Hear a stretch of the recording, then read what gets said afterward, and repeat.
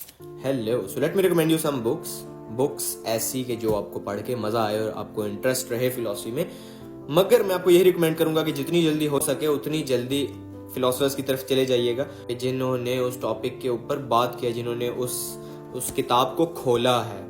ये सब बुक्स वही हैं जिनमें बयान किया गया है कि उसने क्या कहा है, मगर स्टार्ट इन्हीं से लेना पड़ता है। So first book I would recommend you, नहीं ये नहीं, the pleasures of philosophy, history of western philosophy, the story of philosophy, 101 series, Sophie's world. इसको उल्टा कर लो, इस सीरीज को। सोफीज वर्ल्ड सबसे पहले पढ़ो। 14 साल की बच्ची है सोफी मंडसन, उसको लेकर लिखी गई है कि इतनी इजी बुक है कि 14 साल की बच्ची को भी समझ आ जाए। फिर उसके बाद ये 101 सीरीज को पढ़ना, इनमें से 5-6 बुक्स पढ़ लेना, आपको थोड़ी एब्रीविएशन समझ आ जाएंगी। एपिस्टेमोलॉजी क्या चीज़ है, कहाँ से निकली और इसके होने की क्या वजह है और इसके होने से क्या फ़ायदे हो सकते हैं। पॉलिटिक्स कहाँ से शुरू हुई, कैसे होगी, क्या फ़ायदे होंगे, क्या नुकसान हैं, उसके लिए ये 101 सीरीज़ बहुत मज़े की है। ये तो एथिक्स है, इसके अलावा पॉलिटिक्स है, इसकी पोइटिक्स है, सोशलिज्म है, कम्युनिज्म है, कैपिटलिज्म है और भी ढेर सारी हैं। स्टोरी ऑफ फिलोसफी इसके बाद शुरू करना, विल ड्यूरेंट की है, बहुत मशहूर बुक है। इसके अंदर बहुत ज़्यादा फिलोसफर्स के बारे में बात नहीं की गई, उनके आइडियाज़ को लेकर ब्रीफली बात की गई है कि उनकी अपनी ज़िंदगी किस तरह गुजरी, उनकी मौत किस तरह हुई और उन्होंने काम क्या किया और उनके काम का इन्फ्लुएंस कहाँ कहाँ तक गया। और उसके बाद आप पढ़िएगा the pleasures of philosophy by Will Durant. इसको मैं आजकल पढ़ रहा हूँ, इतनी पढ़ ली है, बहुत मैच्योर बुक है, मज़ा आएगा पढ़ते हुए, शुरू में समझ नहीं आएगी, यहाँ तक पढ़ते हुए mind life matter life and mind तक तो मुझे कुछ भी समझ नहीं थी आ रही कि भाई बात किस चीज़ की हो रही है। मगर फिर मैंने 2-3 दफ़ा दोबारा एक चैप्टर को पढ़ना शुरू किया और फिर मुझे थोड़ी समझ आना शुरू हुई कि भाई बात क्या हो रही है ये।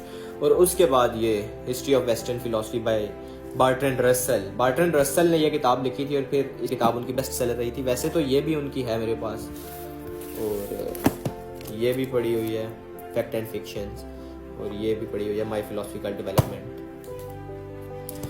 मैथमेटिशियन भी थे तो वो फिर मैथमेटिक्स को भी लेके आते हैं इसमें वो फिर लॉजिक को भी लेके आते हैं, एक फलसफे को खोल खोल के बयान करते हैं। एटॉमिस्ट्स के बारे में इन्होंने बहुत मजे के डायलॉग्स दिए हैं और बर्कले को लेकर इन्होंने बहुत मजे की कमेंट्स दिए हैं बर्कले को लेकर।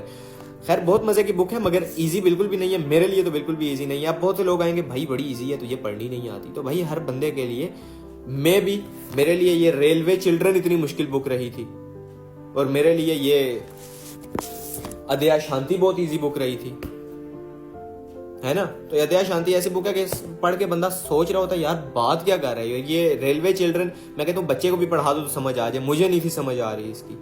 तो ऐसा नहीं होता कि जौन सी बुक आपको इजी लग रही है वो सबको इजी लग रही हो, थोड़ा सा फर्क होता है, सबके समझने के अंदाज मुख्तलिफ होते हैं। तो इसलिए आपको मैं भी इन सब बुक्स को ख़त्म करने में साल लग जाए, क्या पता आप 2 महीने में ख़त्म कर दें। खैर ये पढ़िएगा, ये वेस्टर्न फिलोसफी से रिलेटेड थी, ईस्टर्न फिलोसफी से रिलेटेड फिर इंशाल्लाह किसी दिन। Thank you.